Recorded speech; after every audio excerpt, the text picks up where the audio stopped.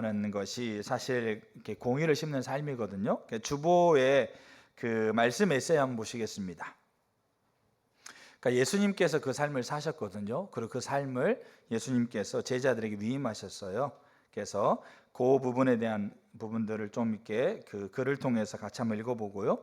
그 야고보 사도가 얘기하고 있는 지혜를 구하라는 말이 어떤 의미인지를 우리가 조금 이렇게 알기를 축복합니다.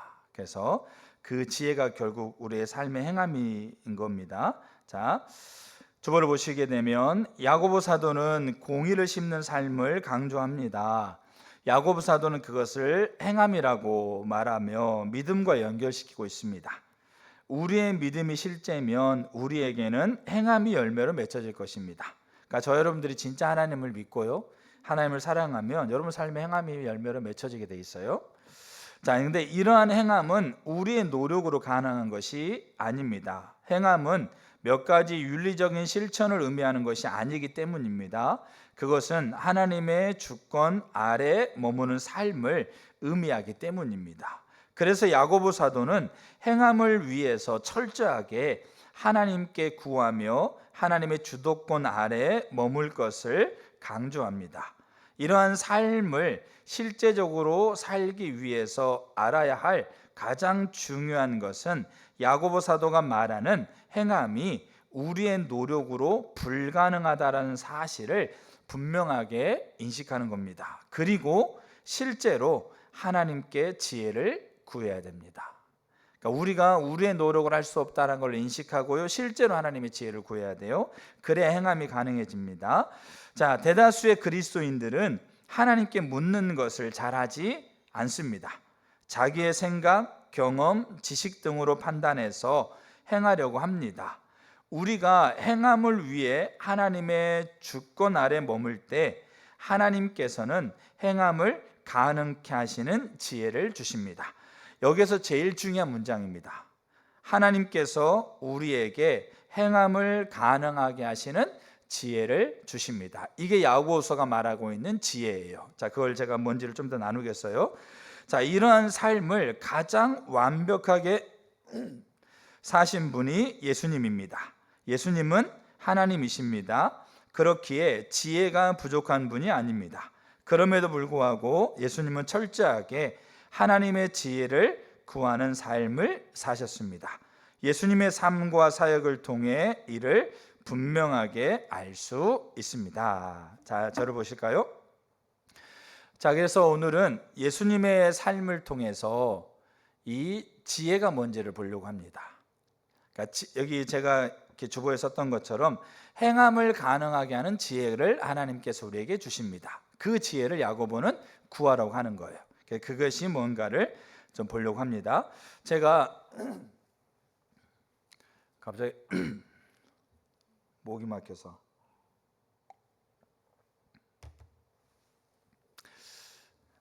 저는 그러니까 메시지를 전할 때 사단의 방해가 있다고 생각하거든요. 제가 인도네시아 지난주 갔었잖아요. 그러니까 제가 그 전에 그 광주에 훈련을 다녀왔지 않습니까? 그때 하나님이 좀 어떤 부분을 비추는 부분이 있었어요. 그러니까 그 전에도 배웠었는데 제가 미처 이렇게 잘 이렇게 좀 염두에 두고 있지 뭐 그렇게 했었는데 명확하게 이거다라고 명확하게 이렇게 직관적으로 이렇게 알지 못했던, 그러니까 그렇게 하고 있었지만 더 명확하게 직관적으로 알지 못했던 영역이 저한테는 좀 하나님이 이렇게 보이게 하신 부분이 있었어요. 그러니까 저한테는 매우 중요한 기회였거든요, 시간이었거든요. 그리고 그 관점으로 하나님이 좀 더 보게 하시는 부분이 있어요. 그렇게 훈련을 마치고 이제 제가 인도네시아 지난주 다녀왔지 않습니까? 인도네시아 다녀오면서 그때 우리가 화수목 이제 그러니까 월요일 날 하루 종일 걸려서 도착하고 또 금요일 날 하루 종일 걸려서 도착하고 그랬거든요. 그래서 화요일부터 화수목을 이제 강의를 했는데, 그래서 하루에 4번 강의를 했어요. 그래서 앞에 2번은 이제 김청길 목사님이 하시고, 그 다음에 3번째는 신강kim 목사님이 하시고, 4번째는 제가 하고, 그래서 하루 이렇게 하고, 그 다음에 다음 날도 그런 순서로 했거든요. 그래가지고 그 다음 날 강의해야 될 내용을 그 전날 저녁에 이제 가르쳐 준 거죠. 그러니까 자주 나가시는 분들은 십자가 복음을 그냥 교재 없이 그렇게 나눌 수 있는 그런 분들인데, 저는 뭐 한 2년인가에 처음 나간 거잖아요. 근데 그 뭘 해야 될 거를 그 전날 가르쳐 준 거예요. 그래서 이제 예를 들어서 이제 그 1, 2, 3, 4과가 있는데 십자가복음에 1, 2과는 이제 김청기 목사님이 하겠다. 3과는 신강식 목사님이 하겠다. 그럼 4과는 이제 제가 하기로 이렇게 배정이 됐죠. 그러면 그날 저녁에 저는 뭐 하느냐? 근데 저랑 김청기 목사님이 같이 잤어요. 그 다음에 신강식 목사님은 딴 곳으로 보냈어요. 왜냐? 코를 너무 많이 골아가지고 같이 자면은 잠을 못 잔다고 그래가지고, 물론 이제 방도 없었지만 다른 선교사님 그 옆집으로 보냈고, 저랑 김청희 목사님이 자는데, 목사님이 9시만 되면 불 끄자고 하는 거죠. 그래서 9시에 불 끄고 자는데, 이제 저는 이제 교제를 준비해야 되는데 9시에 불 끄면 제가 준비를 못 하잖아요. 그래서 그냥 이제 이렇게 속으로 생각하면서 뭐 생각난 거 있으면 메모하고 그렇게 하루를 보냈어요. 그래서 이제 화요일 날, 첫날 1과 2과를 이제 오전에 김청기 목사님 하시고, 이제 3과하고 제가 4과. 그럼 저는 이제 뭘 이제 보면서 준비하고 있으면 돼요? 4과를 준비하고 있으면 돼요. 근데 오전에 강의를 하면서 김청기 목사님이 전혀 다른 데를 하는 거예요. 알고 봤더니 지난번 훈련원 때 했던 것을 복습하고 있는 거예요.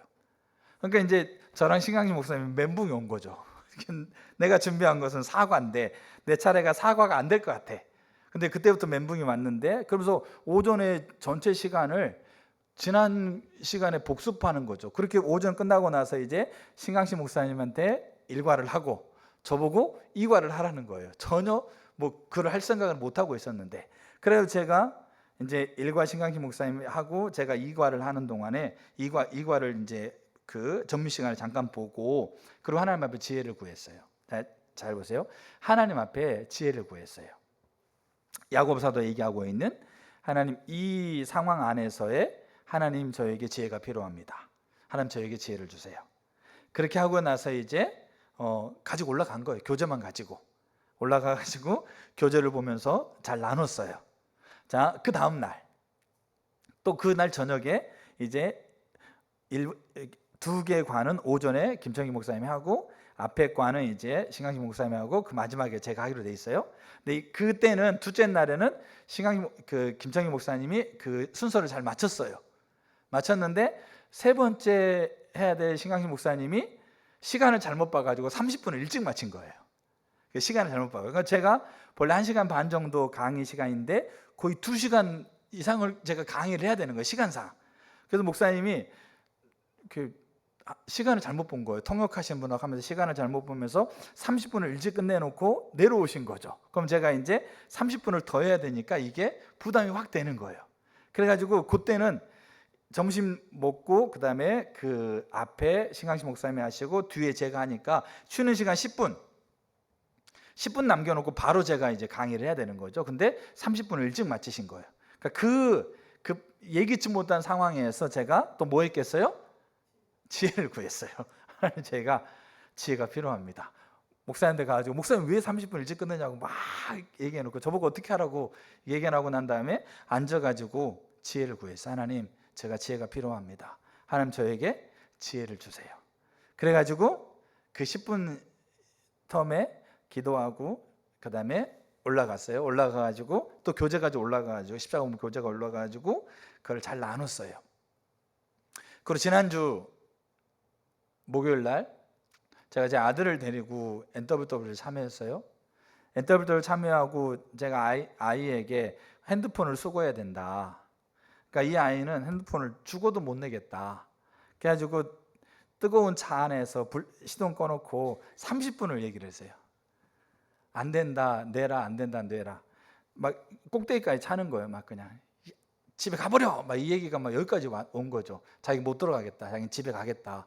여기 그렇게 막 꼭대기가 차는데 제가 그 자리에 30분을 막 뜨거운데 막 얘기하면서 뭘 구했겠어요? 지혜를 구했어요. 진짜로 제 입에서 진짜로 야 그냥 가라 그 말이 여기까지 올라왔었는데 그렇지 하지 않고 진짜 지혜를 구했어요. 지혜를 구하고 그리고 결국은 이렇게 예배 들어갔어요. 듣든 안 듣든 들어갔어요. 그래서 핸드폰 저한테 주고 들어갔거든요.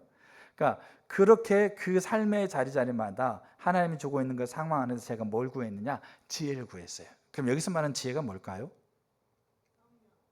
성령이 맞아요. 야고보 사도가 지혜를 구하라고 그랬잖아요. 여기서 말하는 지혜는 뭘까가 우리가 잘 알 필요가 있어요. 그러니까 야고보 사도가 시험을 당하는 자들에게 지혜 구하라고 그러거든요. 그럼 우리는 지혜를 구해야 돼요. 그럼 실제적으로 지혜가 뭔지를 알아야 돼.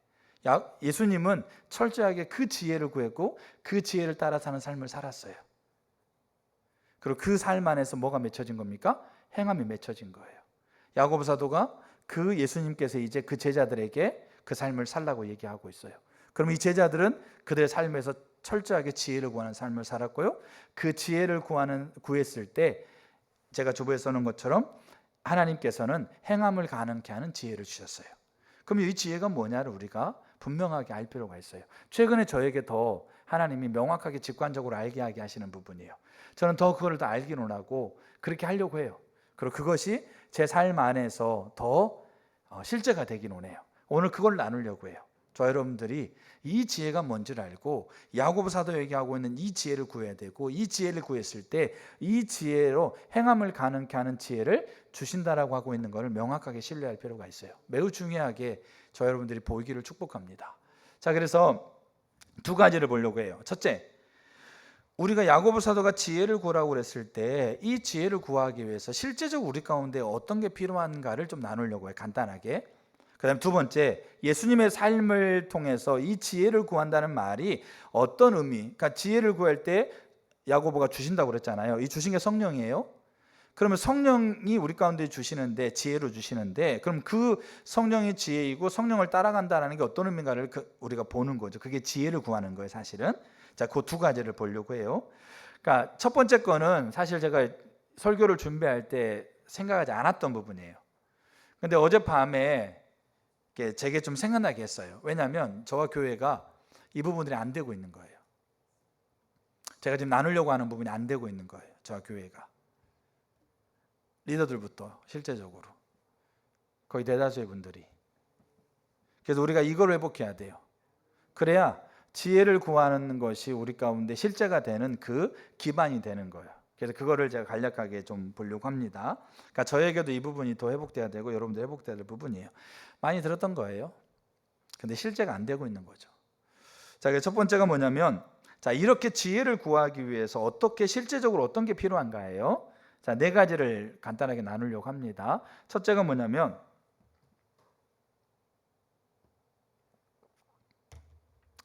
날마다 하나님 앞에 앉는 시간을 가지셔야 돼요.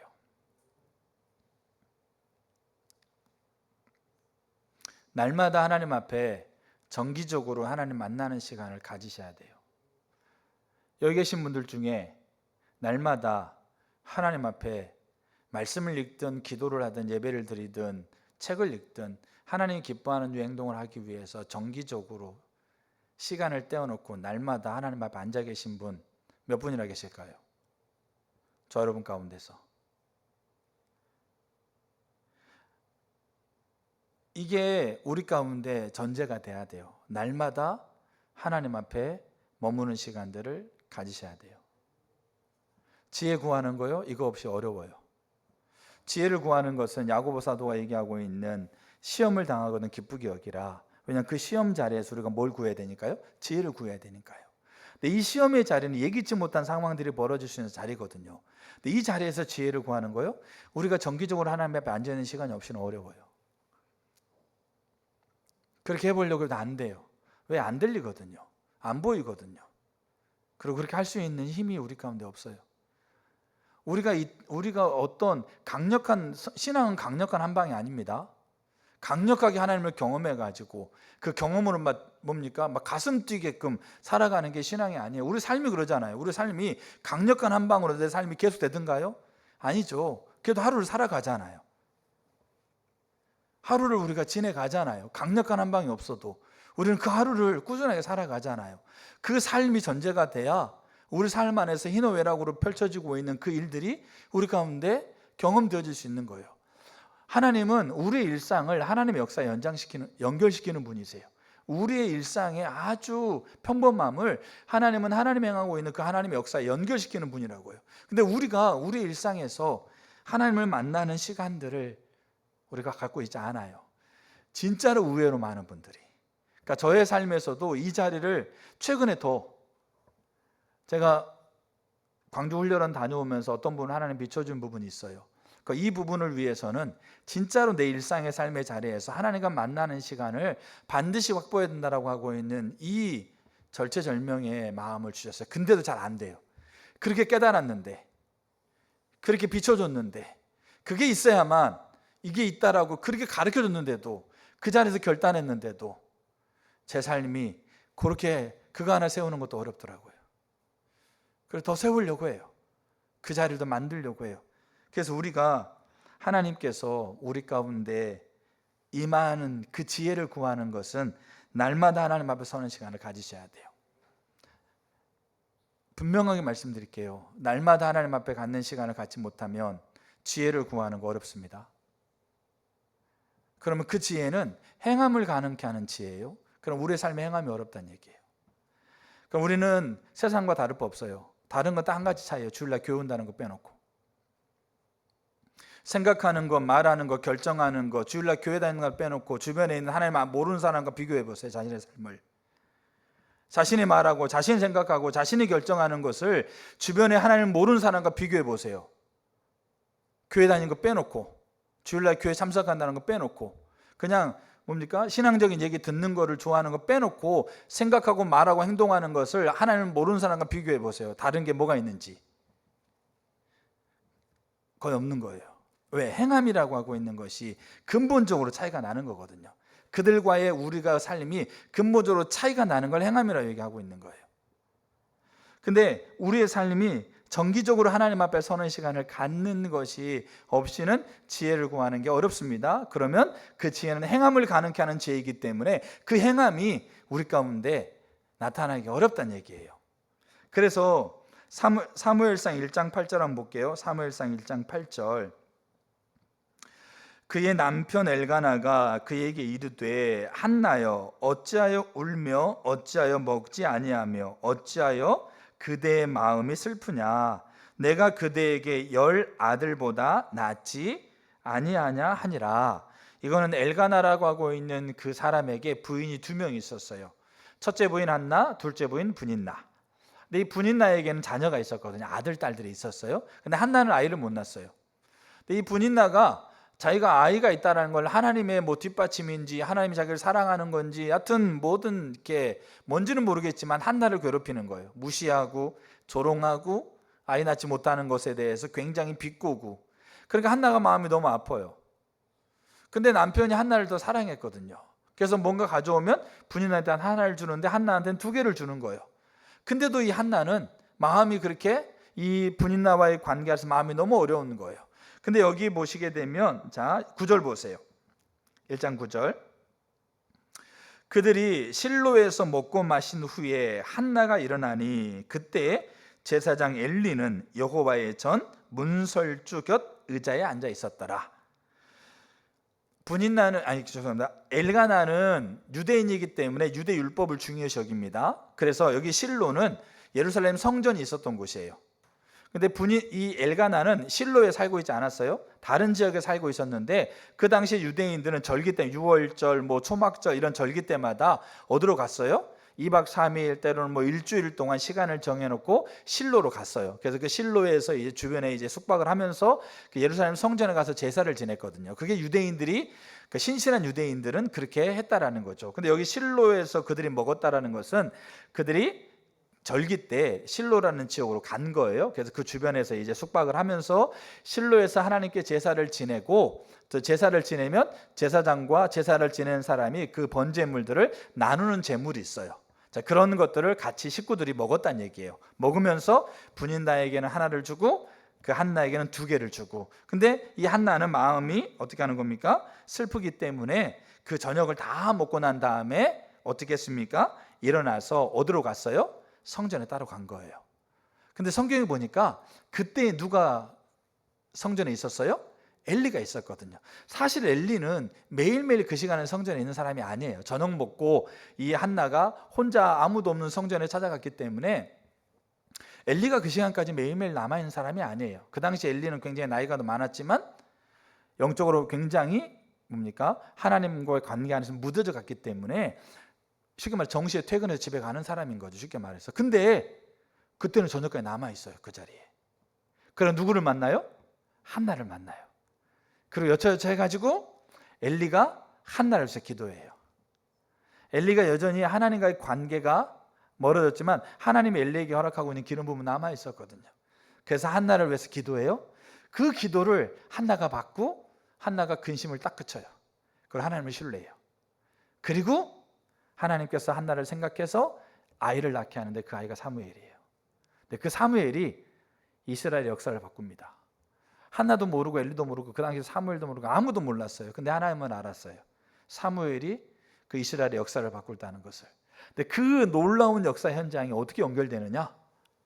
한나가 매일매일 하나님 앞에 앉는 시간을 통해 연결되는 거예요.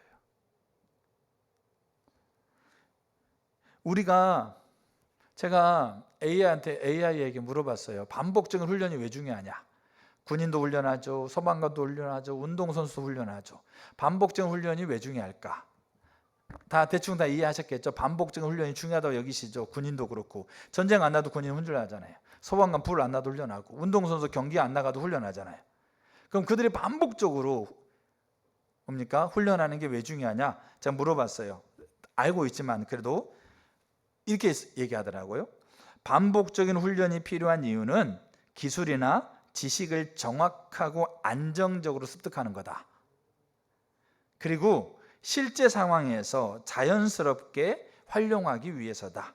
반복 훈련은 예상하지 못한 상황에서도 적절한 판단과 행동을 신속하게 수행할 수 있는 기반을 만들어준다. 철저한 반복 훈련은 예측 불가능한 위기 속에서도 순간적으로 올바른 판단을 내리고 행동하게 만드는 가장 강력한 무기다. 여러분, 이거는 성경에서 하는 얘기가 아니에요. 예수 믿는 사람이 하는 얘기가 아니고 일상에 하나님을 모르는 사람들이 반복 훈련이 왜 중요한가에 대한 이야기예요. 근데 뭐라고 얘기하는 겁니까? 안정적으로 기술을 습득하는 것 외에 예상치 못한 상황 안에서 그것들을 올바른 판단을 할 수 있고 신속하게 할 수 있도록 기반을 만들어주고, 그리고 AI가 뭐라고 합니까? 강력한 무기가 된다는 거예요. 반복적으로 훈련하는 것이 기반이자 무기인 거예요. 그러면 우리가 하나님 앞에 우리 삶을 세우는 거 있잖아요. 그러니까 마음에 막 하나님, 내 마음에 오늘 성경 읽고 싶어. 그러니까 성경배로 읽는 거 매우 중요합니다. 오늘 기도하고 싶어. 교회 기도하러 가야지. 성전 찾는 거에 너무 소중한 거예요. 그러나 기도하고 싶은 마음이 없어도, 성경 읽고 싶은 마음이 하나도 없어도 내 시간이 하나님 앞에 서는 시간을 갖는 거예요. 그게 우리 가운데 매우 필요하다라는 거예요. 근데 저 여러분 가운데 진짜로 일주일, 한 달을 한번 돌아보세요. 여러분들 그 시간을 갖고 있는지. 제가 하나님 나라 학교 하면서 자기주도 학습에 대한 것을 말씀하셔서 자기주도 학습에 대한 것을 이렇게 배우고 있어요. 그 천안등덕교회 학교 담당자를 지난주에 만났어요. 자기주도 학습. 그걸 배우면서 본인이 분량을 정해서 매일매일 그것들을 체크를 한대요. 그리고 한 달 때면 시험을 본다고 하더라고요. 그러니까 본인이 자기 주도적으로 분량을 정하고 필요한 것들을 이제 찾아가면서 해가는 것이 뭐 핵심적인 부분이긴 한데, 여러 가지 또 다른 요소가 있긴 한데, 근데 보세요. 우리가 매일매일 마음에 들고 뭐 하고 싶고, 그 다음에 뭡니까? 하고자 하는 어떤 누가 뭐 이끌어가니까 하는 거 굉장히 소중합니다. 근데 핵심은 우리 안에 매일매일 하나님 앞에 서는 시간이 확보돼야 돼요. 이게 없이는 지혜를 구하는 거 어렵습니다. 그 예측 불가능한 상황에서 그 자리에서 우리가 그렇게 한다? 하는 것도 어렵지만 사실 한다 해도요, 하나님께서 주시는 걸 잘 몰라요. 왜? 지혜가 그렇게 해서 주어진 게 아니거든요. 그러니까 저 여러분 삶에서 핵심적으로 중요한 건 뭐냐면, 날마다 하나님이 하는 시간들을 확보하세요. 특별히 리더일수록 더, 사역자일수록 더 그 시간, 특별한 일이 없을 수 있어요. 그러나 그 시간을 반드시 확보하셔야 돼요. 그러면 첫 번째가 그거예요. 그럼 두 번째, 그럼 그 시간에 어떻게 서는 거냐예요. 두 번째, 그 시간에요, 하나님 얼굴을 구하고 서셔야 돼요. 그 시간에 하나님 자신을 구하고 서시는 거예요. 그러니까 하나님 자신을 구하려면 뭐가 내려져야 되냐면 우리의 염려와 의지가 내려져야 돼요. 우리는 하나님 앞에 서되 내 염려와 의지를 가지고 하나님 앞에 서는 거 아닙니다. 우리는 그렇게 생각해요. 날마다 하나님 앞에 찾는 시간을 가져야지. 가가지고 내가 지금 필요한 거, 내가 있어야 될 거, 내가 지금 상황에 있는 문제 하나님 앞에 어떻게 하는 겁니까? 다 얘기하는 거예요. 그럼 뭐하게? 도와달라고. 그게 날마다 하나님 앞에 서는 시간이 아닌 거예요. 하나님 앞에 날마다 서는 시간을 확보하면서 하나님이 기뻐하는 거, 찬양이든 기도든 뭡니까? 말씀을 묵상하는 거, 읽는 것이든 그것들을, 그 수단들을 하시는 거예요. 그때 우리의 중심의 자세는 하나님 자신을 구하는 거예요. 근데 하나님 자신을 구할 때 하나님 얼굴을 구하는 거잖아요. 그 하나님 얼굴을 구할 때 우리 가운데 분명한 확신이 있어야 돼요. 그러니까 염려와 의지가 내려지려면 이 확신이 있어야 돼요. 그 확신이 뭐냐? 자, 출애굽기 보면 잘 알 수 있어요. 자, 출애굽기 3장 보겠습니다. 3장 4절. 그러니까 저는 지금 지혜를 구하라고 하고 있는 것을 이제 어떤 의미인가를 살펴가기 전에 이 부분을 좀 우리에게 너무 필요하고 저에게 너무 필요한 부분이어서 간단하게 나누고 있는 거예요. 3장 4절 볼게요. 여호와께서 그가 보렸고 돌이켜 오는 것을 보신지라 하나님이 떨기나무 가운데서 그를 불러 이르시되 모세야 모세야 하시니 그가 이르되 내가 여기 있습니다. 하나님이 누구를 부르십니까? 모세 부르시죠. 모세가 하나님 앞에 가서 안녕하세요, 저 모세입니다. 제가 어디 출신이고요, 뭐 때문에 여기 왔습니다. 그렇게 얘기했습니까? 얘기하지 않았어요. 그 전에 하나님이 모세의 이름을 불렀어요. 삭개오, 뽕나무에 올라가 있잖아요. 삭개오 예수님 만나서 안녕하세요, 제가 삭개오고 직업은 뭐고 이런 상황 가운데 처해 있습니다. 이렇게 지금 제가 이런 고민을 가지고 있습니다. 그렇게 하니까 예수님이 삭개오 불렀습니까? 아닙니다. 그 뽕나무에 올라가 있는 애를, 죄송합니다, 애가 아니고 그분을 보면서 뭐라고 그럽니까? 삭개오에 내려오라 했어요. 이미 모세가 누군지 하나님 알아요. 그 모세를 왜 불렀는지 하나님은 알아요. 그럼 모세를 통해서 하나님 어떻게 하실지 하나님 알아요. 그리고 모세를 통해서 어떻게 하실 거에 대한 해결책을 하나님 이미 다 가지고 계세요. 그 뒤에 그걸 나누고 있어요. 그거를 신뢰하셔야 돼요. 그게 우리 하나님이에요. 그게 저 여러분의 하나님이라고요. 그게 신뢰가 안 되면 염려 의지를 내릴 수가 없어요. 얼굴을 구하는 거 안 되는 거예요. 그 하나님이 신뢰가 안 되는데 나를 아시고 나를 이해하시고 나를 새롭게 하시는 분, 그리고 온전한 해방책을 가지고 계시고 해결책을 가지고 계시고 그 일을 이룰 수 있는 능력을 가지고 계시고 근데 그걸 하고 싶어 하시는 분, 그분이 내 하나님이라는 것을, 그분이 나를 사랑하는 내 아버지라는 것을 신뢰하는 게 안 되는데 의지와 염려가 내려질 수가 없어요. 우리가 하나님 앞에 나아갈 때, 하나님 앞에 갖는 시간을 갈 때 우리는 그 하나님을 구하고 나가는 거예요. 근데 이 모세를 부르잖아요. 그럼 뭐라고 그럽니까? 5절에 신을 벗으라고 그래요. 여기 신을 벗는다라는 말은 그 당시에 뭐를 이렇게 모습을 이렇게 의미한다고 우리가 배웠습니까? 노예들의 모습이에요. 노예는 신발을 신지 않았어요. 그럼 노예가, 잘 보세요, 노예가 주인 앞에 서잖아요. 그때 자기의 생각, 자기의 환경, 자기의 처지를 가지고 주인 앞에 서겠냐고요. 주인이 이렇게 해라, 그렇게 하면 제가 지금 밥을 안 먹었으니까 밥 먹고 할게요. 지금 제가 지금 환경 어려워서 제가 좀 이따 할게요. 그렇게 하겠냐고요. 아니면 이 노예가 주인 앞에 섰을 때 주인이 뭘 해야 될지 다 계획하고 있고 뭘 할 줄을 나한테 얘기하면 내가 그대로 하면 돼, 그렇게 가지고 그 앞에 서지 않겠습니까? 그게 신을 벗는 거예요. 근데 우리는 우리의 신을 신고 선다고요. 내가 염려, 내 의지에, 내 계획, 내가 원하는 거를 잔뜩 그냥 지네처럼 알겠죠?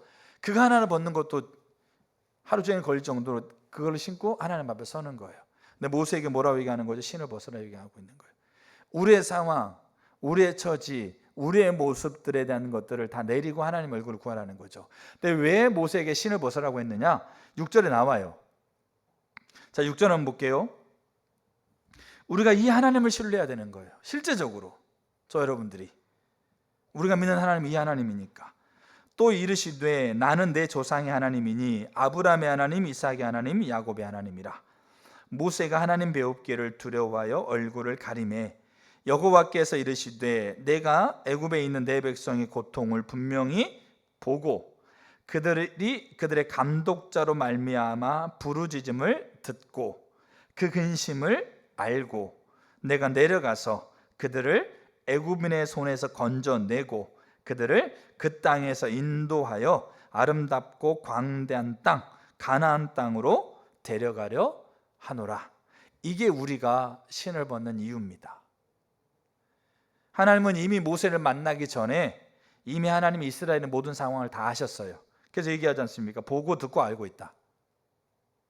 하나님은 우리가 하나님 앞에 나아가기 전에 이미 우리의 이름을 불러요. 저 여러분의 이름을 부른다고요. 그리고 완벽한 처방을 가지고 계셨어요. 이미. 어떻게요?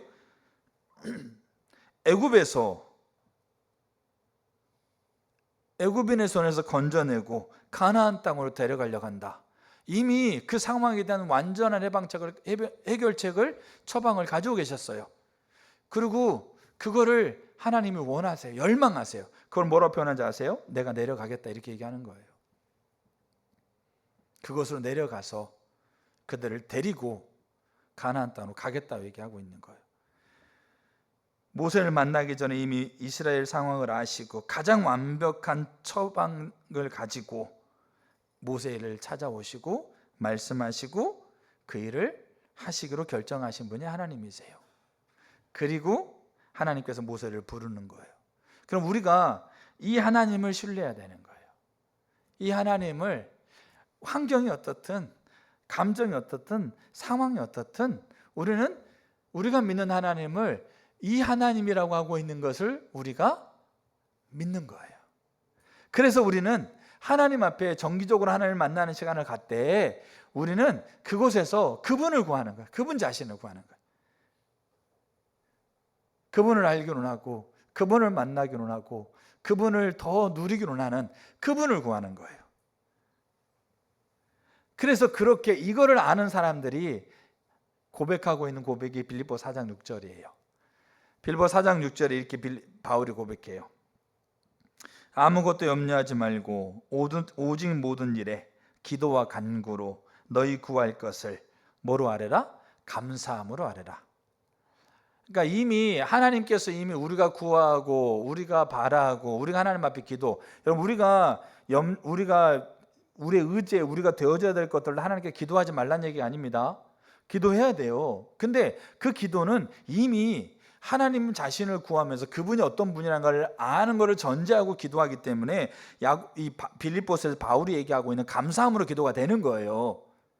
어떤 사람의 상황 가운데서 그 사람에서 기도할 때 우리가 감사함으로 이미 그거를 우리가 기도하기 전에 이미 그 상황을 아시고 그 상황에 대한 완벽한 처방을 가지고 계시고 이미 내려가셔서 그 일을 하기 원하시는 그분을 신뢰함으로 감사함으로 기도하는 것과 염려와 근심을 가득 안고 들어가서 그것을 하나님께 구하면서 그거 달라고 줄지 않을지도 모르는데 주시는 분으로 계신지도 모르겠고 있는지도 모르겠는데 가가지고 그래 구하는 거는 완벽하게 하나님 말씀하고 있는 길에서 벗어난 거라는 거예요. 날마다 하나님 앞에 갖는 시간을 확보하시되 그 시간에요 하나님 구하러 나가세요. 그러니까 왜 이게 없으면 지혜를 구하는 게 안 되냐면 지혜를 구하는 거요 날마다 하나님 앞에 머무는 시간을 갖는 것 빼고는 이 원리가 그대로 적용되거든요. 지혜를 구하는 것에. 그래서 하나님 얼굴을 구해 나아가셔야 돼요. 그 세 번째가 하나님 자신을 구하면서 하나님이 의도하신 게 뭔지, 하나님이 계획하신 게 뭔지, 하나님께서 뭘 하고 싶은지를 구하는 거예요. 그리고 그게 생각내어지고 비춰지고 가르침을 받게 되어지게 되면 그대로 행하는 거예요. 이 네 가지가 우리 가운데 회복돼야 돼요. 실제적으로. 리더일수록. 저 여러분의 삶 가운데 이게 회복되기를 축복합니다. 그래야 우리 안에서 야고보가 얘기하고 있는 지혜를 구하는 것에 이제 의미를 볼 건데 그 행함을 가능케 하는 그 지혜를 구하게 되어지고요. 그 지혜가 실제적으로 저 여러분 가운데 하나님이 주시게 되고 그게 행함으로 열매를 맺혀지게 돼요. 그게 그 삶을 가장 완벽하게 보이시는 분이 예수님이세요. 자, 그래서 첫 번째가 이제 실제적으로 하나님 찾는 시간을 확보하십시오. 그리고 하나님 얼굴을 그 시간에 구하시고요. 하나님 뭘 원하시는지 하나님께 물으세요. 그리고 그 비춰준 바들 생각나는 대로 그 삶을 살아가기를 결단하시고 그 앞에 서세요. 이게 우리 가운데 그러니까 매일매일 일상 안에서 회복돼야 될 영역이에요. 그리고 이거를 잘하고 있는지를 가장 잘 확인할 수 있는 수단이 영성일기예요. 우리가 영성일기가 습관화되는 게 너무 어렵습니다. 왜? 그렇게 안 했기 때문에 그래요. 반복적으로 훈련하는 게 너무 어려워요. 잘 되다가도 안 되고요. 또 안 되다가도 되고요. 근데 잘 되다가 안 돼서 안 되는 것 때문에 포기하면 안 되죠. 우리가 부족하지만 매일매일 안 되면 2, 3일에 한 번이라도 정말 하나님 앞에, 왜 우리는 지금 이 지혜를 구하는 것이 안 되면 사실 우리 삶에 생각이 안 되고 있는 거니까, 이 진짜 하나님 말하고는 실제적인 생명을 누리는 거거든 이게. 그러니까 이 삶이 우리 가운데 돼야지 우리 안에서 하나님을 사랑하는 것과 하나님을 사랑한다는 것이 우리 가운데 드러날 거 아닙니까? 그럼 그게 세상이 봤을 때 매력이죠. 세상과 우리가 하등 다를 거 없는데, 주일날 교회 가는 거 빼놓고는. 저 사람이 생각하는 거 내가 생각하는 거, 저 사람이 행동하는 거 내가 행동하는 게 다를 게 하나도 없는데, 근데 나는 주일날 교회 가는 거야. 그럼 세상이 나를 보면서 예수님을 보겠느냐? 내가 예수님을 말했을 때 그 세상이 예수님을 인정하겠느냐? 자, 이것은 우리가, 물론 내가 매력적으로 드러내도 그들이 받아들고 안 받아들이는 건 그들이 결정하는 부분입니다. 그러나 우리 안에서는 우리가 믿는 하나님이 생명이시기 때문에, 실제이기 때문에, 그리고 이 지혜가 뭔지를 우리가 명확하게 이해하고 지혜를 구하는 삶이 실제가 되면 우리 안에 생명이신 하나님이 실제가 되게 돼 있습니다. 분명하게 그거를 성경이 얘기하고 있습니다. 예수님이 그렇게 하셨고, 그 삶을 그대로 봤던 야고보, 바울, 베드로, 요한, 이런 수많은 초대교회 집사님들과 그 다음에 초대교회 성도님들이 그 삶을, 그 지혜의 삶을 살아왔던 겁니다. 그래서 우리는 이 삶을 세우시길 축복합니다. 정말로 저 여러분들이 하루에 3시간, 4시간 결단할 필요 없어요. 하루에 10분이라도 진짜 하나님 앞에 서는 시간들을 확보하십시오. 그때 얼굴을 구하고 나가시고요. 의중을 물으시고요. 비춰준 부분이 없으면 은혜 구하시면 되고, 있으면 그때 생각난 게 있으면 하나님 앞에 결단하면서 서시면 돼요. 그게 진짜 우리 가운데 지금 필요한 영역입니다. 저에게도 필요한 영역이고, 그래서 그 부분이 첫 번째고, 두 번째 예수님이 이렇게 삶과 사역을 통해서 그 지혜를 구하는 거 있잖아요. 그 지혜를 구하는 것을 예수님이 완벽하게 보이셨는데, 그 삶을 보면 지혜를 구한다는 말이 무슨 말인지와 그 지혜가 왜 행함을 가능케 하는 지혜인가를 볼 수 있어요. 알겠죠? 사실 성령이 한 삶이 사실은 지혜를 구하고 지혜를 따라가는 삶이 성령이 한 삶이에요. 그래서 지금은 성령이 한 삶을 살펴보는 거나 마찬가지예요. 근데 야고보가 지혜라고 표현했기 때문에 그것들을 보는 겁니다. 자, 예수님의 삶과 사역을 통해서, 그러니까 사복음서에 보게 되면 예수님의 사역에 대한 내용들 사복음서에 잘 나와 있어요. 근데 그거는 좀 이렇게 나중에 기회가 되면 보도록 하고, 오늘은 그냥 예수님의 삶과 사역의 실제, 그 실제를 좀 보려고 합니다. 그게 이 야고보 사도가 얘기하고 있는 지혜를 구하고 지혜를 따라 사는 삶이고 성령의 한 삶이고 다 같은 의미라고 보시면 돼요. 자, 예수님이 지혜를, 그러니까 하나님의 지혜죠. 쉽게 말하면 또 성령의 지혜죠. 자, 그 지혜를 구하는 것에는 두 가지 큰 축이 있습니다. 저도 그렇게 살았어요. 아니야, 살았다고 하고 좀 과장이고, 그렇게 살려고 처음에 신앙의 본질을 배울 때 말씀과 성령이 좋아하니까 그렇게 살려고 그렇게 했던 것 같아요. 근데 이렇게 뭔가 좀 이렇게 잊어버리고 있었던 부분이에요. 근데 이번에 제가 훈련을 가면서 이게 그러니까 처음 깨달아진 게 아니고 그렇게 이렇게 배워왔던 부분이고, 그렇게 하려고 내 삶에서 이렇게 해왔던 건데, 뚜렷하게 직관적으로 그렇게 이거구나라고 하면서 인식하고 그렇게 해야지, 그렇게 했다는 것이 이번 광주훈련 때예요. 그리고 제가 그런 관점으로 사도행전 1장부터 28장까지 제가 나중에 나눌 거예요. 사도행전 1장부터 28장까지 이 지혜를, 야고보 사도 얘기하고 있는 지혜를 구하고 그 지혜가 행함으로 연결되는 것이 1장부터 28장까지 다 나와요. 그 전에 이제 이 지혜가 뭔지, 왜냐하면 야고보 사도는 공의를 심는 삶을 행함이라고 얘기하고 있어요. 명확하게. 그러니까 윤리적인 차원이 포함되어 있는 하나님의 주권 아래 머무는 거죠. 그럼 예수님이 그 지혜를 구하고 지혜를 따라 살았는데, 하나님의 지혜, 성령의 지혜니까 두 가지 축이 있다고요. 첫째가 성령의 인도하심에 전적으로 주도권을 드리는 거예요. 그리고 둘째가 성령의 능력을 사용하시는 거예요. 이 두 개. 제가 이쪽 두 번째 측면이 직관적으로 제게 더 보여주지 않았던 거예요. 그러니까 저는 뭐를 구했냐면, 지혜를 구한다고 하면서 그것을 성령의 주도권 아래서 하나님의 뜻이 뭔지, 하나님의 의도가 뭔지, 하나님이 지금 뭘 하기 원하시는지 그건 구하고, 거기에 내 삶을 동참하려고 하고 있는 것은 한 거예요. 근데 이 두 번째, 성령의 능력을 사용해서 그 일을 하는 것이 아니라 그 다음에 뭐 하고 있는 거죠? 그 다음에 제 힘으로 하려고 한 거예요. 제 노력으로, 제 의지로. 그러니까 어떨 때는 하나님의 뜻을 구하는 게 부담스러운 거예요. 지금도 힘든데, 지금도 내 삶에 지금 이거 하고 있는데, 하나님 뜻을 구한다고 그러면 더 뭘 도와라고. 지금도 막 숨이 헐떡헐떡거리면서 막 힘든데. 그러니까 외부에서 어떤 일을 부탁 왔을 때요, 제가 하나님 뜻을 구한다고 하는 것이 제 마음 안에 뭐가 있는 거죠? 부담이 있는 거예요. 왜? 뜻이라고 했는데 그거 하라고 할까 봐. 그럼 어떻게 해야 돼요? 제가 지금 막 나름 이렇게 하면서 허덕이고 있는데, 거기다 이거 하나 더 붙여지면 더 어려울 거고, 더 막 시간이 쫓길 거고, 이런 거를 보잖아요. 그러니까 하나님 뜻을 구하는 것 해요. 구하는 것 하고, 구하려고 해요. 그리고 구하는 것에 내가 동참하려고 해요. 근데 이쪽 측면이 직관적으로 열리지 않는 거예요. 내 힘으로 하는 게 아니고, 내 노력으로 하는 게 아니고, 성령의 능력으로 그 일을 한다라고 하고 있는 이게 직관적. 그러니까 그렇게 해왔던 거예요. 근데 이게 이거구나, 이게 직관적으로 이게 맞구나라고 하고 있는 게 제게는 진짜 이번 훈련을 해서, 그래서 제가 하나님 뜻을 물을 때 이제는 그 관점을 가지고 물어요. 그러니까 이게 저는 야고보가 얘기하고 있는 지혜라고 명확하게 생각해요. 그러면 달라요. 제가 아까 얘기했잖아요. 인도네시아에서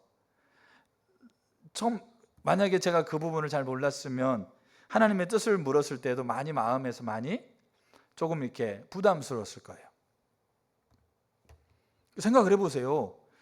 저는 처음 가는 거잖아요. 2년만 인도네시아는 처음 갔고, 이렇게 다른데 집회 가가지고 통역하고 다른데 집회 가가지고 훈련하는 거예요. 저 2년인가 지금 3년 만에 처음 가는 거예요.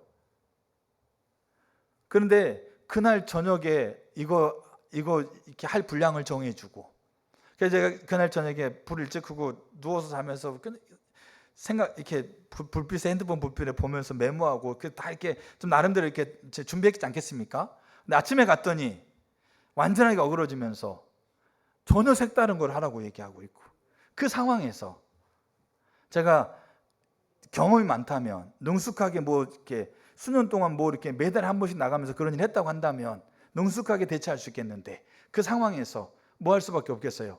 지혜를 구할 수밖에 없어요. 근데 그 지혜는 뭔 지혜냐?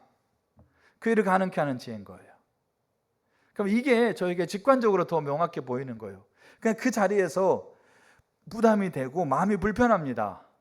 강의를 들으면서 지금 저거 하게 되면 내가 그 앞에 내가 해야 되는데 뻔히 보이는 거예요. 그럼 강의를 들으면서도 마음이 좀 이렇게, 저는 생각은 뒤로 가 있는 거죠. 근데 계속 과를 들어가야 되는데 안 들어가고 계속 복습만 하는 거예요. 알고 봤더니 선교사님이 그 오전 시간에 복습을 해달라고 얘기를 했대요. 그럼 진정 얘기하시든지. 그 상황에서 마음이 어려운 거예요.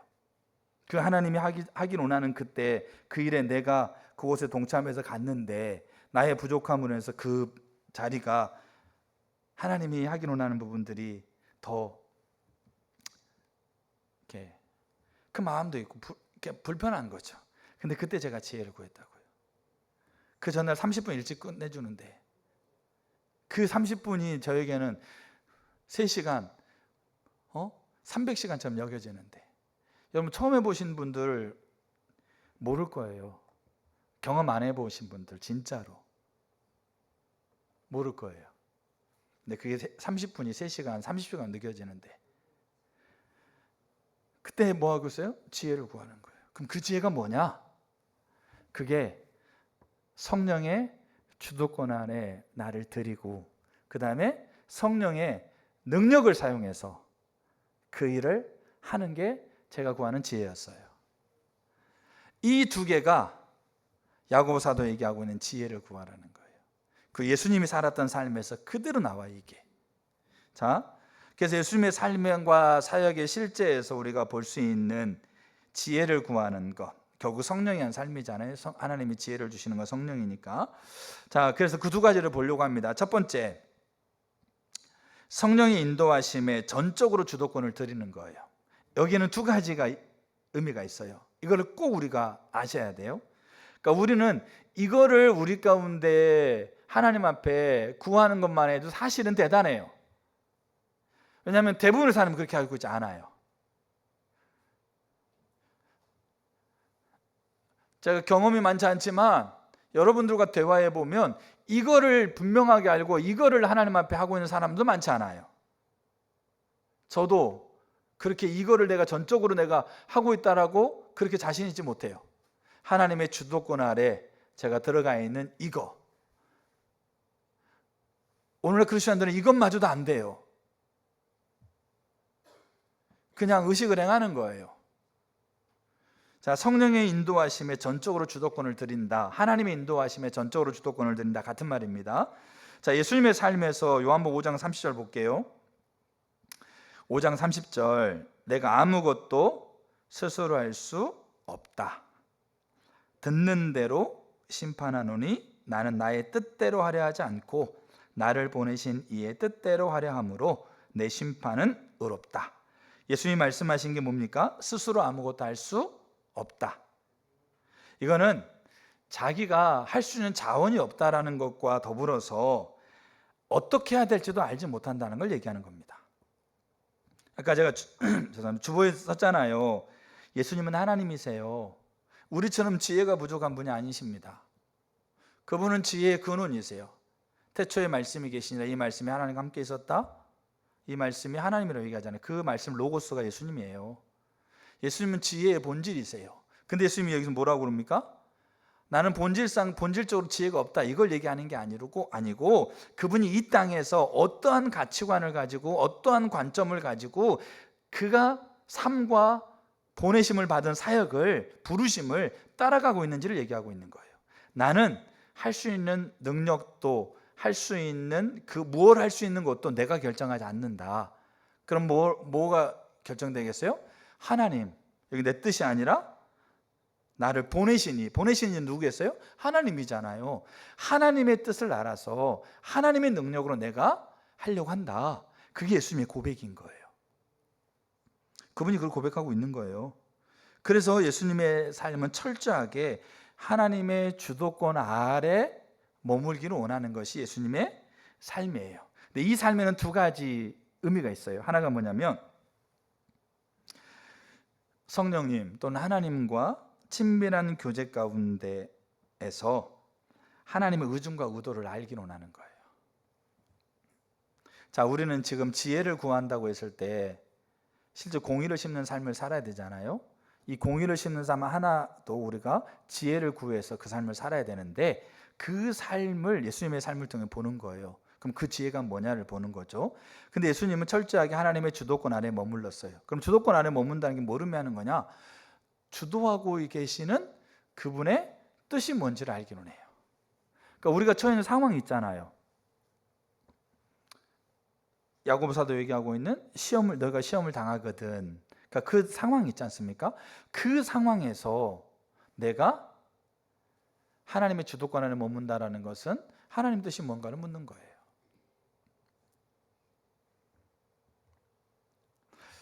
갑자기 예배가 잘 안 돼. 그러면 어떻게 하세요? 예배 잘 안 되는데 그냥 계세요? 뭘 구하셔야 돼요? 지혜를 구하셔야죠. 하나님 예배 잘 되게 해주세요. 그게 아니고 지혜를 구하셔야 돼요. 그러면 하나님의 주도권 아래 내가 있는 거예요. 예배 시간에 졸려요. 목사가 설교를 졸리게 할 수 있어요? 다 재울 수 있습니다. 제가 쉬운 걸 어렵게 얘기하고 어려운 걸 어렵게 얘기하는 부분이어서 저도 은혜가 필요합니다. 쉬운 걸 쉽게 하고 어려운 걸 쉽게 하려고 하는데 최선을 다하는데 어려울 수 있죠. 그럼 졸리잖아요? 그러면 그냥 주무실래요? 지혜를 구해야죠. 지혜를. 하나님 앞에 하나님 뜻을 묻는 거예요. 주도권에 내 삶을 세우기 원하면서 하나님, 이 상황에서 하나님 의도가 뭐고 하나님 어떻게 하기 원하십니까? 하나님 뜻을 묻는 거예요. 그게 지혜를 구하는 거예요. 예수님은 그렇게 했어요. 38년 된 병자를 고치는 자리에서, 그 다음에 나사로 사건 속에서, 그 다음에 오병이의 사건 속에서, 그 다음에 십자가의 자리에서, 그 순간순간마다 하나님의 주도권 아래 예수님 머물렀어요. 그러면서 뭘 구해요? 집중적으로 하나님이 원하시는 바가 뭐고 하나님 뭘로 하길 원하시고 하나님 뜻이 뭔가를 물었어요. 그걸 예수님이 상호내주라고 표현합니다. 내가 아버지 안에, 아버지가 내 안에. 그래서 내가 아버지의 뜻을 묻고 싶은 것이 이미 내 안에 계신 아버지로부터 아버지의 의중과 의도를 아버지가 나에게 가르쳐 주시는, 그게 예수님의 상호내주예요.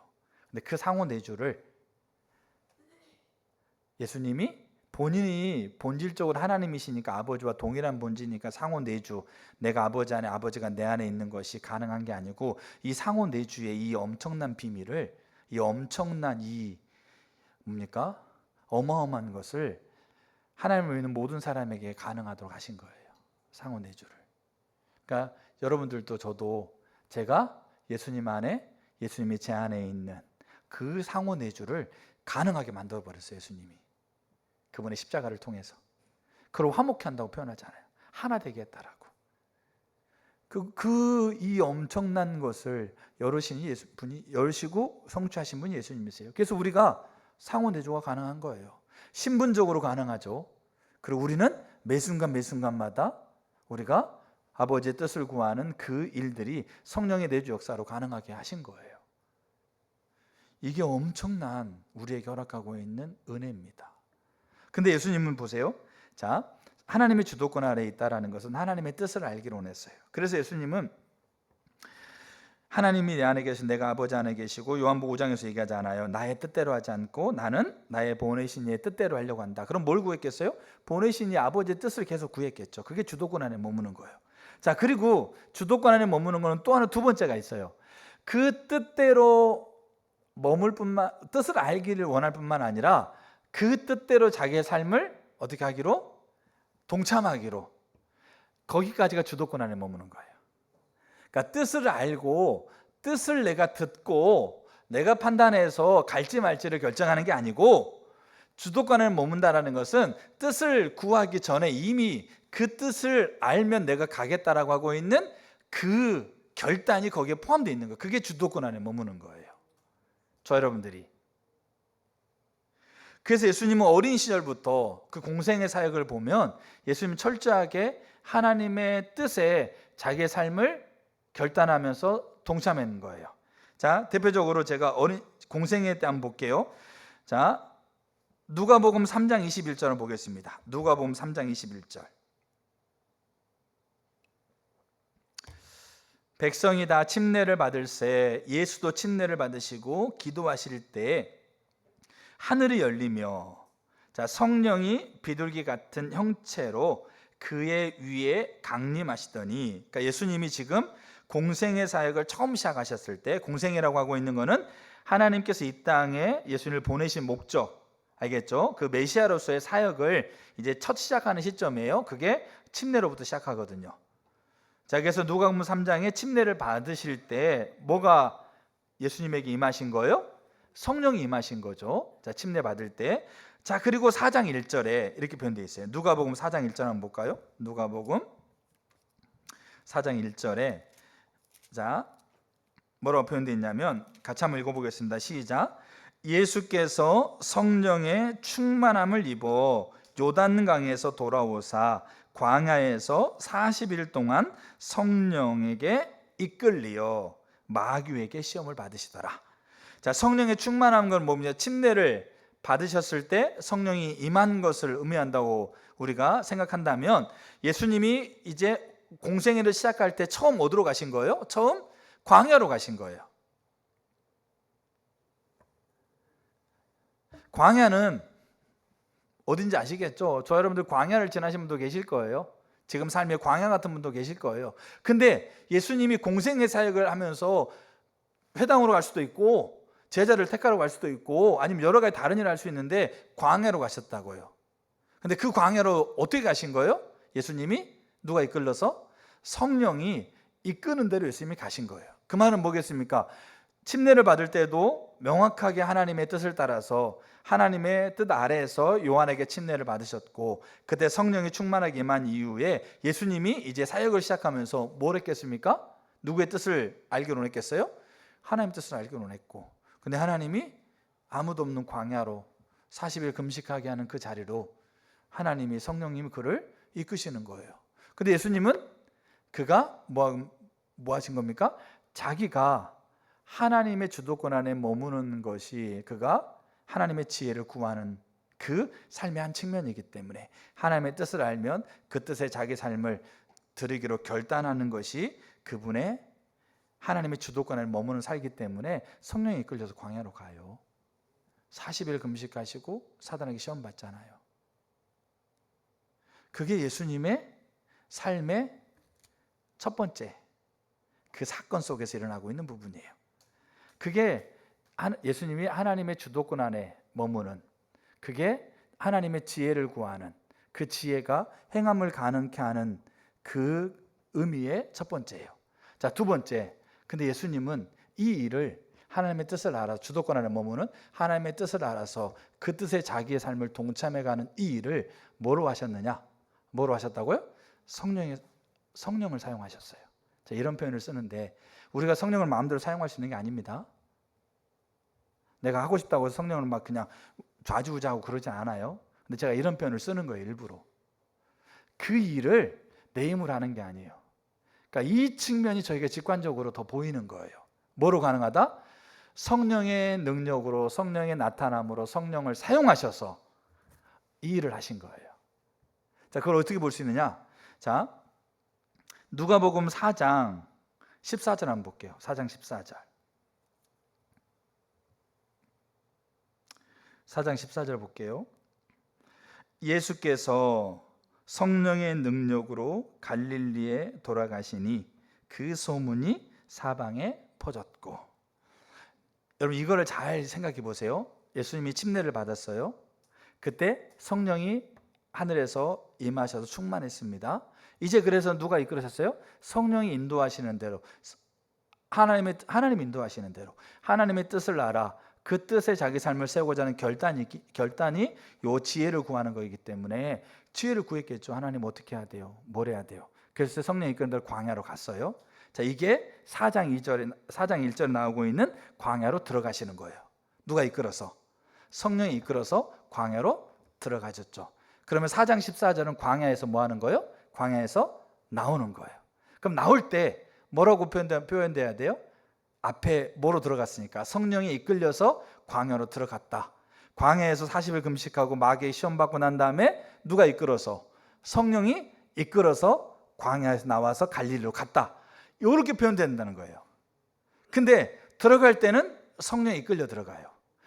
나올 때는 뭘로 나와요? 성령의 능력으로 나오는 거예요. 여기 써 있잖아요. 14절, 예수께서 성령의 능력으로 갈릴리에 갔다.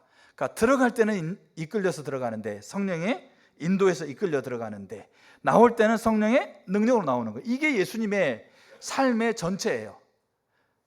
베데스다, 성령이 이끌려서 베데스다 가요. 38년 된 병자를 고쳐요. 성령의 능력으로 베데스다에 나와요. 나사로, 성령이 이끌려서 그렇게 해요. 나사로 살리고 성령의 능력으로 나와요. 예수 십자가, 성령이 이끌려서 가요. 성령의 능력으로 나와요. 그게 지혜인 겁니다. 예수님이 성령의 능력으로 그 하나님의 뜻을 알아 하나님의 뜻에 동참하는 것을 하셨다라는 거예요. 그러니까 예수님이 하나님의 뜻을 구하는 것이 예수님에게 어려움이었을 거 아니었을까요? 어려움이 아닌 거예요. 물론 여러분, 우리가 대가를 지불하는 게 있어요. 예수님도 내 원대로 마시고 아버지 원대로 해달라고 하잖아요. 근데 예수님은 직관적으로 아셨어요. 그게 내 힘으로 안 된다, 내 능력으로 안 된다, 내 자원으로 안 된다. 뭐로 가능하다? 지혜로 가능하다. 그 지혜는 그 뜻을 알게 하고 그 뜻에 들어갈 서겠다라는 결단뿐만 아니라 그 일을 가능케 하는 성령의 나타난 건 능력이다. 이게 직관적으로 예수님에게는 지혜를 구하는 그 의미였다라는 거죠. 야고보 사도가 이거를 구하라고 그러는 거예요. 왜? 지금 흩어져 있는 자리에서 얼마나 힘들어요. 얼마나 괴로워요. 얼마나 관계가 어려워요. 얼마나 지금 내 뜻대로 안 되는 일이 산더미처럼 쌓여 있어요. 그때 야고보가 지혜를 구하라는 거는 뭐예요? 하나님의 뜻이 뭔지를 알고 그때 결단을 해라. 근데 그게 너 힘으로 안 된다. 네 힘으로 하려고 하면 구하는 것 자체가 부담인 거죠. 구하려고 하지도 않을 거고. 근데 야고보가 구하고 있는 지혜를 구하라고 하고 있는 그 일을 가능케 하는 성령의 능력이, 성령의 나타남과 능력이 이미 너에게 와 있기 때문에 그 능력으로 하는 거야. 그래서 그 의미를 깨닫는 초대교회, 뭡니까? 스데반, 빌립, 바울, 베드로, 요한, 수없이 많은, 또 이름 없이 밑도 없이 11장에 나오고 있는 허다한 증인들이 그 이해를 가지고, 그 성경적인 진리를 가지고 뭘 구했겠어요? 지혜를 구한 거 아닙니까? 그러면 그 지혜를 구하는 것 안에서 뜻이 뭐고 거기에 동참하려고 하고 있는 그 결단 안에서 성령의 나타남과 성령의 능력으로, 제가 아까 나눴죠, 성령을 사용해서, 제가 그런 표현을 쓰는데, 그렇게 해가지고 그 일을 하는 것, 이게 직관적으로 더 명확해지게 되면 어떤 자리에서 하나님께서 그 어떤 부분이 왔을 때 우리가 명확하게 여러분 하나님의 인도하심을 분별하셔야 돼요. 성령의 능력이라니까 다 막 되는 거 그게 아니고, 첫 번째 명확하게 하나님의 인도하심과 뜻을 분별하고, 근데 그게 성령의 능력과 나타남으로 하는 거라는 거를 더 이렇게 경험하고 알게 되어지게 되면 우리 신앙이요, 그렇게 어렵지만 않습니다. 그러니까 쉽다고 얘기하기까지는 아직도 저도 은혜가 필요한 부분인데, 진짜로 막 꼭대기까지 찬다니까요. 입에서 그냥 가라, 그냥 집에 가, 이게 그냥 꼭대기까지 속으로 진짜 많이 했어요. 근데 그 자리에 지혜를 구하고. 자, 보세요. 마태복음 12장 28절에 그러나 내가 하나님의 성령을 힘입어 귀신을 쫓아내면 하나님 나라가 이미 너에게 임했다. 이게 제가 여기 써놓은 거예요. 행함을 가능하게 하는 지혜를 주신다. 뭐 할 때? 지혜를 구할 때. 저 여러분들이 이 지혜를 구하셔야 돼요. 그리고 이 지혜가 우리 가운데 임해서 행함으로 열매 맺혀지는 걸 경험하셔야 돼요. 그게 하나님이 살아있다라는 그 냄새를 갖게 돼요. 향기. 하나님이 지금도 살아계신 분이구나라고 하고 있는 그 냄새를 풍기게 돼요. 사람들에게. 저는 이게 너무 중요하다고 생각해요. 그래서 예수님이 있지 않습니까? 고린도전서 12장에 보면 9가지 은사가 나와요. 12장에 지혜의 말씀, 지식의 말씀, 믿음, 병 고치는 은사, 능력 행함, 예언함, 영들 분별함, 각종 방언 말함, 방언 통변, 이거를 한 성령이 나타내 주시는데요, 예수님의 삶에서 이 성령의 은사가요 9가지뿐만 아니라 모든 은사가 다 나타났어요. 그게 지혜였어요. 요한복음 4장에서 정말 예수님 배가 고파가지고 앉아있는 장면 아시죠? 수가성의 여인이 물 들어오잖아요. 그때 예수님이 지혜를 구한 거예요. 하나님 어떻게 할까요? 배가 고파서 죽겠는데 저 여인이 오는데, 하나님 저 여인이 오는 게 무슨 뜻입니까? 이미 그 뜻을 묻기 전에 이미 예수님은 하나님 말씀하신 것에 동참하고자 하는 결단이 있었어요. 그래서 그거를 예수님 뭐라고 표현합니까? 내가 먹을 양식이라고 표현해요. 여러분, 하나님 뜻을 묻기 전에 하나님 뜻에 동참하기를 결단하고 물으세요? 아니면 물어보고 들어보고 생각해보고 환경을 따져보고 그렇게 할 것을 생각하고 하세요? 근본적인 차이입니다. 이게 예수님은 양식이었어요. 그래서 물었어요. 그래서 하나님이 그 여인을 향한 마음을 알고 대화를 하는데, 대화가 평형성이잖아요. 그래서 뭐라고 합니까? 남편 데려와라. 여인이 남편 없습니다. 그래, 남편 없는 게 맞다. 남편이 5명 있었는데 지금 남편도 네 남편이 아니다. 결혼하지 않고 그냥 동거하고 있다.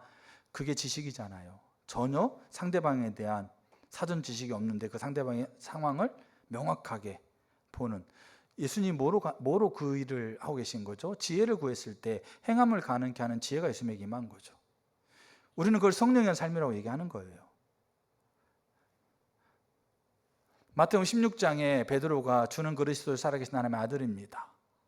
그때부터 예수님이 자기의 십자가를 얘기하세요. 그 전에 십자가 얘기 안 하셨거든요. 이들이 들을만 하구나, 이들이 이걸 들어도 소화시킬 만하구나, 그렇게 여겼는지. 그때가 중간고사예요.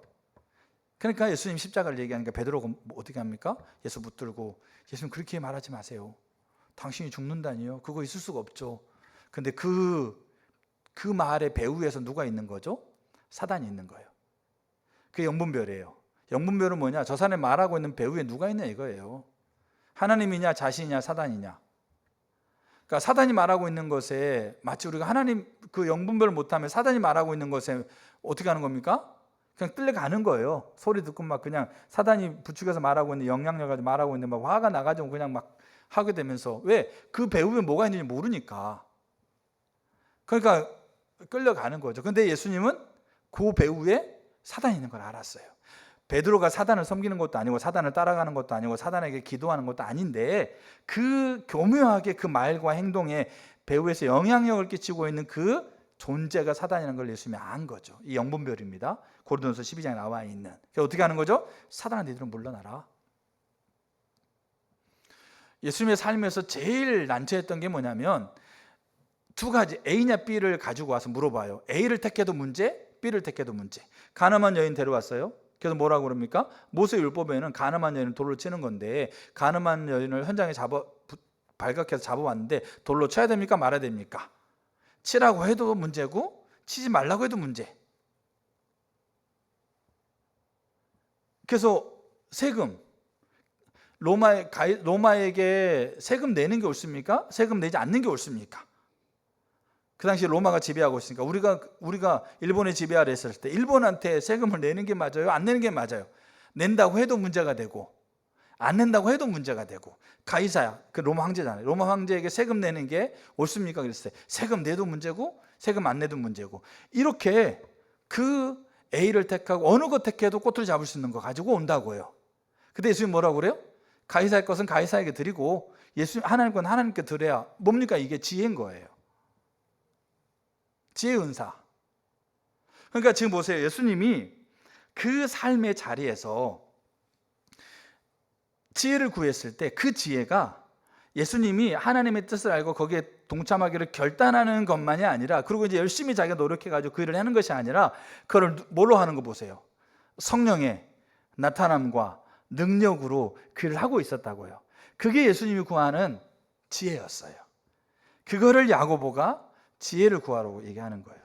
그게 저 여러분들에게 비춰져야 돼요. 그래서 예수님이 이제 마지막으로 나눌 게 뭐냐면, 예수님이 이 삶을 누구에게 연결시키고 있어요? 이거를 제자들에게 연결시키고 있어요. 예수님이 공생의 사역의 후반부에 집중적으로 예수님이 제자들에게 가르치고 나눈 내용이 뭘까요? 성령이었어요. 예수님 십자가에 죽으시고 부활하셔서 제자들에게 찾아오셔서 말씀하신 게 뭐였을까요? 성령이었어요. 예수님 승천하실 때 예수님이 약속하신 것을 기다리라고 그들에게 권면하고 있는 게 뭐였을까요? 성령이었어요.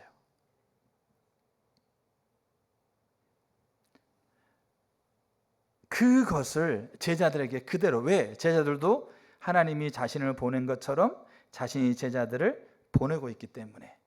그 말은 그들이 행함을 가능케 하는 지혜 없이는 그들을 보내고 있는 자리에서 행함이 안 되기 때문에. 그래서 집중적으로 후반부에는 성령을 강조하시고요. 요한복음 14, 15, 16장 그 집중적으로 성령을 강조하시고 성령을 가르치시고, 성령이 누구냐, 무슨 일을 하시냐, 나중에 제가 살필 거예요. 어떻게 성령을 구하느냐, 그런 걸 집중적으로 나누시고요. 그리고 부활하셔서 성령을 받으라. 그리고 성령이 너에게 임하시면 사도행전 1장 4절 얘기하시고 승천하실 때 약속한 것을 기다리라. 그리고 사도행전 2장에 약속하신 성령이 오신 거예요. 그 사건이 우리에게 내주 역사하시는 그 성령이 모든 예수 믿는 사람들에게 임하는 예표가 되는 사건으로 하나님이 예수님을 통해서 약속하신 약속을 완전하게 성취하신 사건인 겁니다. 그러니까 우리는 예수 믿는 그 순간 우리에게는 누가 와 계세요? 성령이 보증으로 와 계세요. 이 보증은 개런티거든요. 그러니까 내가 구원을 내가 집을 살 때 내는 계약금 같아요. 내가 이 집 반드시 사겠다라고 하고 계약금. 알겠죠? 그러니까 성령이 그런 계약금 보증이 되는 거죠. 뭘 보증한다고요? 내가 하나님의 자녀이고 하나님의 구원받은 자이고 지옥이 아니라 천국에 가서 영원토록 하나님과 함께 있다라고 하고 있는 것을 보증하는 성령. 그러니까 성령이 보증하는데 누가 감히 그걸 무너뜨릴 수 있겠어요? 그러니까 우리에게 보증을 오시는 거죠. 근데 그게 끝이 아니에요. 보증하실 뿐만 아니라 우리의 매 순간 매 순간 삶의 자리에서 내주하시고 역사하시는 성령의 이제 우리를 인도하시고 우리에게 능력을 베푸시는 그 분으로 우리 가운데 오신 게 오순절날 그 사건이 예표라는 거예요. 그래서 야고보 사도는 그런 의미에서 지혜를 구하라고 하시는 거예요. 그러니까 우리가 이제 말씀을 마치면서요, 사도들의 사역을 보면 예수님의 사역을 그대로 답습합니다. 단 한 가지만 빼고.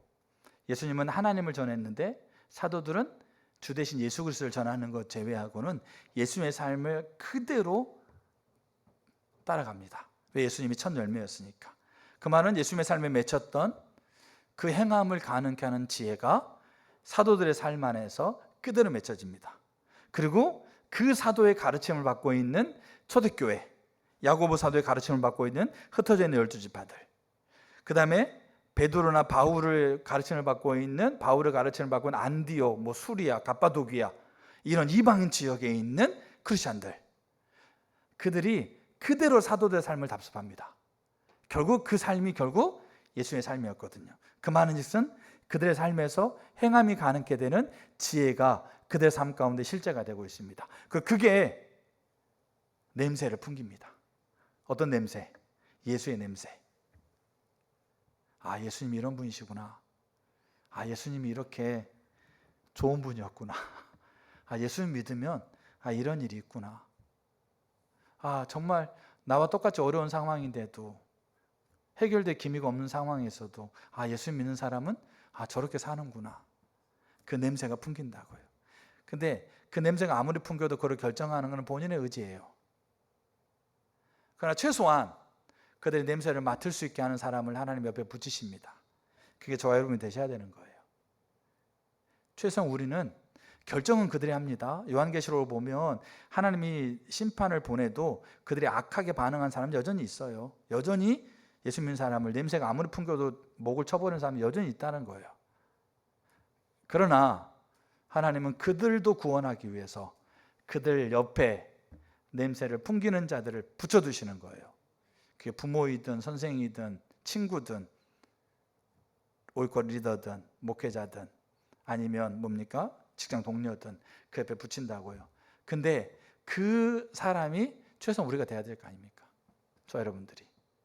선택은 저들이 하더라도 우리 안에서는 예수의 냄새를 풍기는 것이 우리 가운데 돼야 되죠. 그리고 그 삶이 결국 우리가 저 하늘에까지 연결되는 겁니다. 그러려면 우리는 뭐가 필요할까요? 지혜가 필요합니다.